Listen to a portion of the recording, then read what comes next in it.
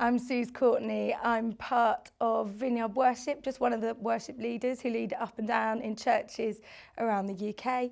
And very delighted to say we've stolen some minutes of an enormous brain, John Mark Comer, to find out his thoughts on worship. So thank you. Yeah, I'm not sure for about the starters. enormous brain part, but I'm happy to be here with you. So John Mark, we know you for your work on spiritual formations, Mm-hmm. spiritual discipline, looking at silence and solitude. Yeah. Your new book, Sabbath. It's all about getting rid of down. hurry. Yeah. I love the podcast, This Cultural Moment. Oh, I'm very addicted. kind. Can you bring the new season forward, please? We're recording in a few weeks. Excellent. God willing. But worship.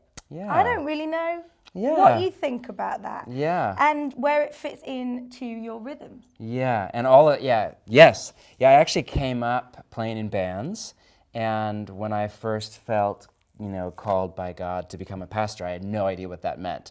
So I just assumed I would end up as a worship leader or something. And so spent many years in worship, writing worship songs. That was a big part of my life. And in many ways, I think a passion of mine, and our church is still very much in that rubric. So if you were to show up on a Sunday, It would look and feel kind of like a Vineyard church. There'd be charismatic worship and calling people down front for prayer, and all of the spiritual disciplines and practices that are more contemplative or more introspective are all inside this larger rubric of community and life together and worship gatherings and singing. And I think for me, they're really just two sides of the same coin. I'm really passionate about the contemplative and the charismatic together because they're really built off of the same kind of theological rubric, which is manifest presence, the idea that God, in the Vineyard prayer, come Holy Spirit, or more God, or when you walk into the room is a recent song. That's manifest presence theology. When you walk into the room, obviously Jesus is not there in a body. That means there's something happening in encounter with the Spirit in that moment that's not happening in another moment. Yep. And, charismatic worship and contemplative practices like silence and solitude and listening prayer and lectio divina and Sabbath are really both built around that same idea. They tend to engender toward different personalities. So worship by singing tends to appeal more to extroverts, more to people that are S on the Myers-Briggs, or more in touch with their body and their sensuality in a good sense, more emotion-based, more in touch with feeling. They're encountering God a little bit less through intellectual statements and a little bit more through the feeling of God's presence. And contemplative practices are often a little bit more P on the Myers-Briggs, a little bit more in the moment. What's going to happen? We don't know. It's the beauty of charismatic worship. Whereas contemplative practices appeal a little bit more to introverted people that are a little bit more intellectual or introspective, that are a little bit more thinking and logical and rational based and don't have that same feeling connection with their emotions or their body, and maybe are a little bit more J on the Myers-Briggs, if you're familiar with that, a little bit more kind of scheduled and oriented. And, charismatic worship tends to often propel people a little bit more externally focused and outward, and contemplative practice often more internally toward inner healing and formation and work with your shadow side. And these are things that are not meant to be apart. If you just hold one, you have a church of a bunch of introverted, thinking people, and a church of a bunch of extroverted, feeling people that both don't have balance, don't have depth, and don't have maturity. And my belief is that moving toward wholeness in Christ is moving toward wholeness, like holism. And so for me, that means moving toward things that don't come naturally for me. So interesting. I'm a musician, I played in bands, but worship by singing is kind of an upstream discipline for me, unless I actually prefer old hymns because they're intellectual and I can engage with them at a thinking basis. Because there's 5 verses. Yes, and I love it, and my mind can engage. That feels more authentic to me. Singing the same line over and over and over again is usually emotionally moving for me the first time, and then I'm like, cool, got it. Done. What's next, But that actually, part of my person, I have to grow to be able to be more embodied and more in touch with my emotions and more flexible and more waiting on God and more open to interruption. So I need to move toward worship by singing in the same way that other people who love worship by singing and could just sing for hours and can sing the same line for 10 minutes need to learn a little bit often more about thinking well and discipline and quiet and introspection with no stimuli other than just really the voice of the Spirit of God in your mind or the Scripture. So I'm a big believer in the both end of the charismatic and the contemplative. Everybody wants to pull them them apart. I really want to hold those two things together. And the spiritual formation movement itself, like Dallas Willard, who's been the greatest teacher, impact writer, thinker on mine, the last 20-something years of his life, I think he was in a Vineyard church. His wife's still in that same beautiful Vineyard church. And people don't realize, because often he and other writers don't have charismatic lingo. They don't use the insider language from Charismatic Subculture, but they are thoroughly charismatic in their theology and worldview. Willard would say, Jesus, in his book on hearing God's voice, Jesus will walk up to you and talk to you. That's manifest presence language. So I think that this spiritual formation, disciplines, hearing God's voice, lectio divina, quiets, can all fit inside this rubric of charismatic worship, life together in community, doing kingdom works in the city. And I think we need a fight to hold these things together. So what I'm really interested in what you just said is you talked about the charismatic subculture. Yeah. So I'm married to a drummer. I don't mean that as a criticism. No, we're yeah. getting there. And you would think nothing is happening when he is in worship. Bless him. You'd think maybe he's moody, perhaps. Just hitting things in anger. In his mind. But actually, when he's standing in worship, not doing much, there's a lot going on up here. Yes. But what is really interesting from what you've said is, we can almost think of worship as being a thing for extroverts who like to lift their hands. Is there a danger that this big W worship, you can think of any number of big names, hundreds of millions of streams on YouTube and on Spotify. Is it becoming almost one note? It all looks the same. It all kind of sounds the same. Is there a danger in that perhaps it's become homogenized and we've lost some of the different expressions of worship? I think it is, the church isn't, and so yes, I definitely think the overall modern worship movement since the 70s, or whenever you want to say it started, is definitely bent toward extroverted sensors who are more feeling-based. And that's not a bad thing. But the danger is people that aren't that will feel either that they have to go to another tradition in the church. So they'll have to go to Anglican liturgical practice or become Catholic or join a house church or a Presbyterian church if they want to flex their mind muscle or their quiet muscle. They love a different kind of more thoughtful liturgy. And or they will stay in the movement and feel shame. Because being a successful Christian is equated with being an extrovert or being very emotion-driven, And it's been hard for me. I felt guilt for many years because I don't have the effective emotional response to people, to things. I don't think I'm cold. I don't think people would say I'm cold, but I'm very thinking-based, very in my head to a fault at times, But it's actually, I felt shame for so many years. I don't feel these tender emotions that other people feel about God or about even some of my loved ones. And then recently I've been realizing, no, I actually do deeply love God and my wife and my children, but through my own personality. And that's just not the way I'm wired. I love them through ideals and through commitment and through loyalty and through thoughtfulness. That's just how it comes through my personality, You just can't see it. Yes, and I need to grow toward being, but success for me doesn't look like becoming a different personality.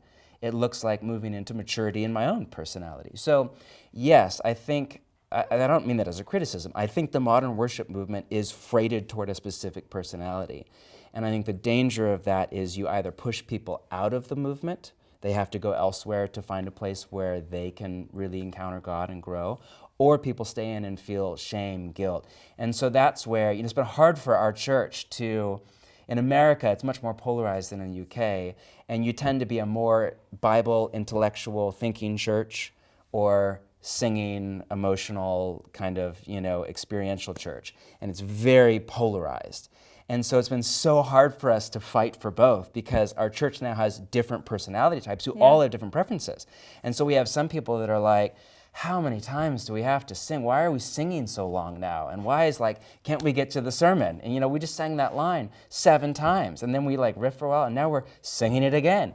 And we have other people that are like, why do we have a sermon? Let's just sing the whole time. Why we don't need you to talk? Why do you use notes? You shouldn't use notes at all. You should just stand up and talk about what God has saying in the moment and then we should sing again, And it's almost these different, but that tension is actually it's annoying, but it's really healthy because it moves all of us, I think, toward greater wholeness.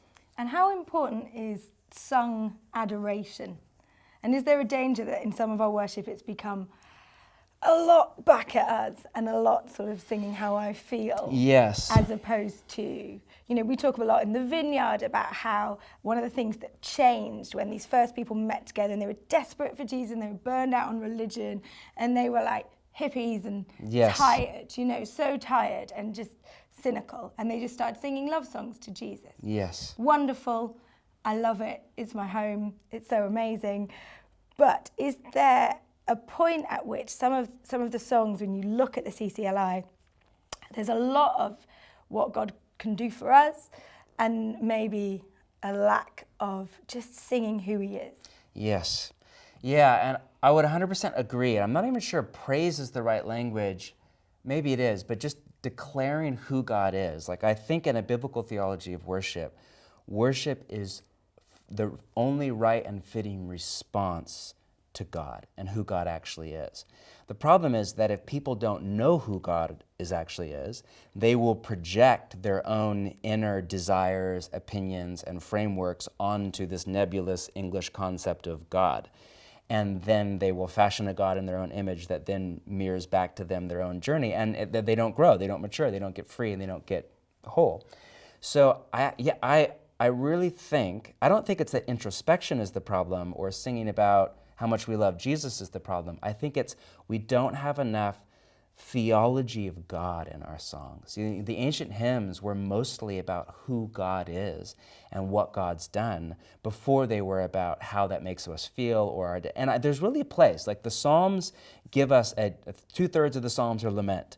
So I don't think there's anything wrong with processing emotions before God and emotional experience with God. I think that should stay. I think the problem is the Psalms both declare who God is and are living in a culture that maybe had a better grasp of who God is.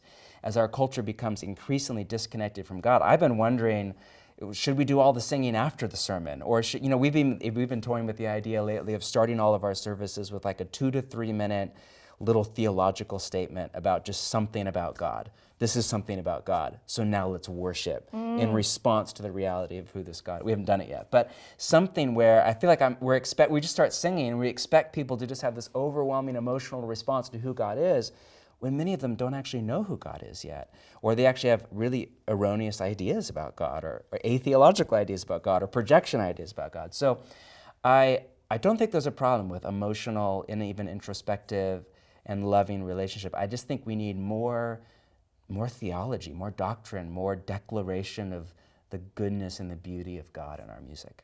So John Mark, for the many hundreds of worship leaders who are stepping up in halls, school halls, in, conference centres, coffee shops on a Sunday, it doesn't look like the megachurch experience. What would be your encouragement to them? Well, first off, I would just say thank you for hosting the presence of God for communities all over the world. And I would say that your job is more important now than ever before with secularism, and in particular with the rise of the phone and digital distraction, where people are increasingly not able to just be present. And I think one of the great gifts that church is it's one of the few places anymore where people can get free of their phone.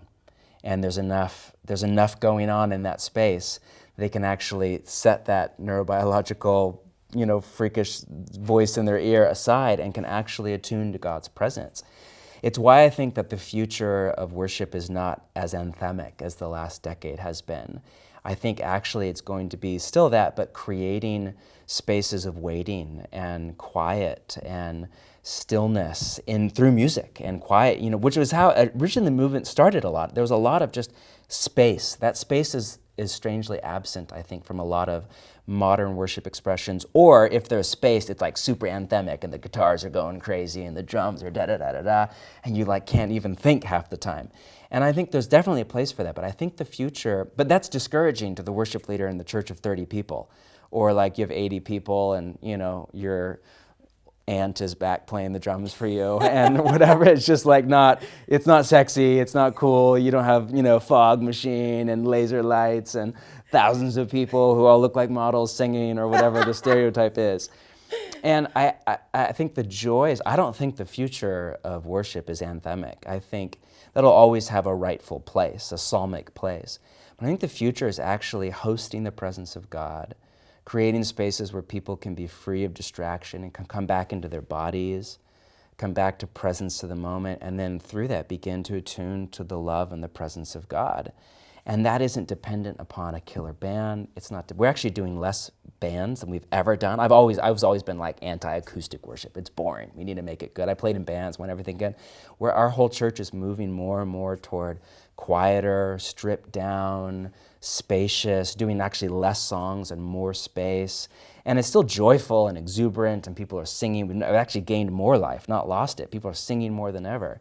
But like really trying to create space. And the beauty of that is you can grab a guitar or a piano and you can go do that with 30 people. You don't need professional musicians. You don't need a sound system. You don't need a stage to just host the presence of God and invite people to join you in slowing down to attune to his presence and his love. So I would encourage with that.